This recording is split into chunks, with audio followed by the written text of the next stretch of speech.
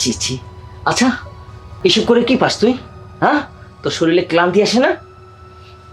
তোর যদি এতই শরীরের চাহিদা, তাহলে মানুষের সংসার না ভেঙে তুই পতিতালয়ে যেও তো থাকতে পারিস।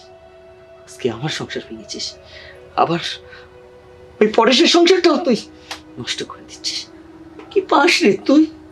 হ্যাঁ, চুপ করো, তোমাকে না বললাম চলে যেতে? চলে যাব? চলে যাওয়াই ভালো ছিল। তাইলে আর তোর এই নোংরামি আর ধরতে পারতাম না। এই অরুণা, অরুণা, ওই তো পরেশ চলে আসছে, এখন কি হবে? হ্যাঁ, তোমাকে তো বললাম চলে যেতে, তুমি তো শুনলে না। কত ফেসে দাঁড়াও, গেলাম। দেখছি আমি। এই শোন, অরুণা, দেখে আমি তো আমি দেখছি, থামো। আয় দরজা খোল। তুমি এ সময়? আমি নাই আর তুই নাগর নিয়ে ফুর্তি করছিস? চল ঘরে চল। ছাড়ো দেখি, ছাড়ো বলছি। ও আগের স্বামী নিতাইদা নাকি? আরে এই, তোর লজ্জা করে না? তোর যদি নিতাইকেই ভালো লাগে তাহলে আমার ঘরে কেন? হ্যাঁ, যা ওঠ ওঠ। তোর আমার মতো কথা শোনো। তোর মতো বইয়ের আমার দরকারই নেই। যা আমার কথা ওঠ। শোনো। বাড়া, এই তুই কিসের জন্য বাড়া বাড়া? তোর মতো চরিত্রহীন মেয়ে ছাড়ো, আমার লাগছে। দরকার নেই। বের হ।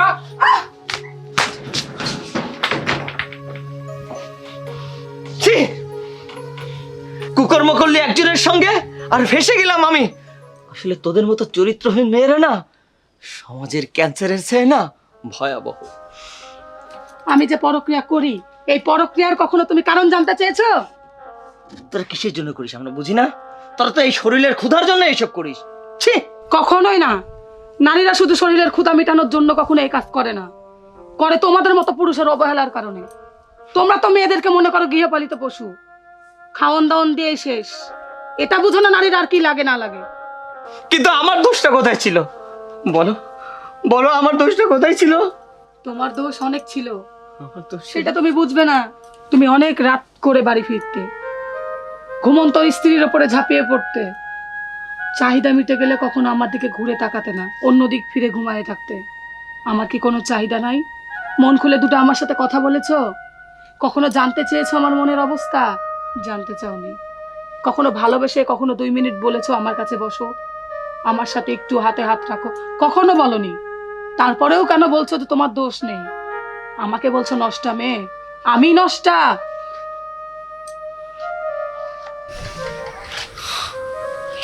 উফ,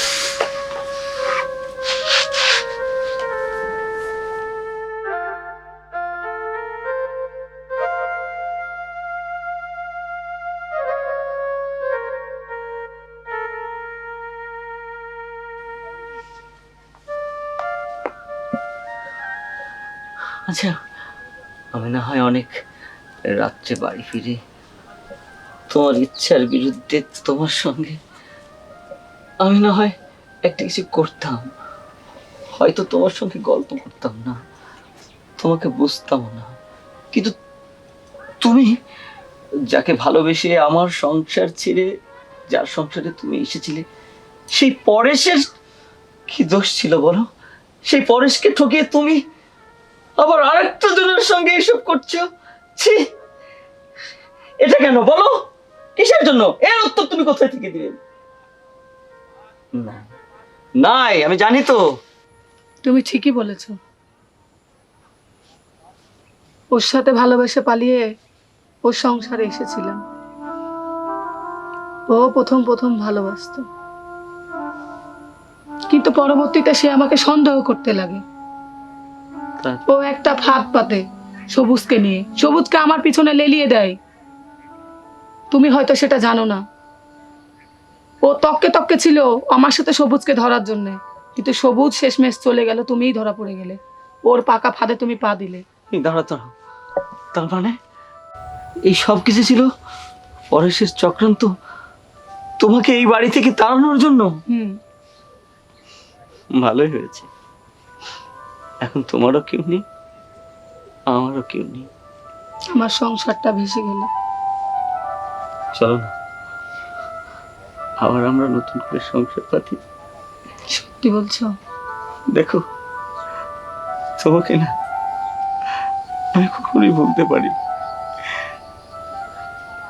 চলো, আর এক মুহূর্তে এখানে না, আমরা আবার নতুন করে আবার বাঁচতে শিখবো। কিন্তু তুমি আমাকে কথা দাও, তুমি আমার মাথা ছেড়ে দিব্যি খেয়ে বলো, আর কখনো কোনোদিন আমাকে ছেড়ে যাবে না। তোমার দিব্যি করে বলছি, কখনো কোনোদিন যাবে না। সত্যি বলছি। সত্যি বলছি। তাহলে চল, এই পরেশের বাড়িতে আর এক মুহূর্ত না। এসো।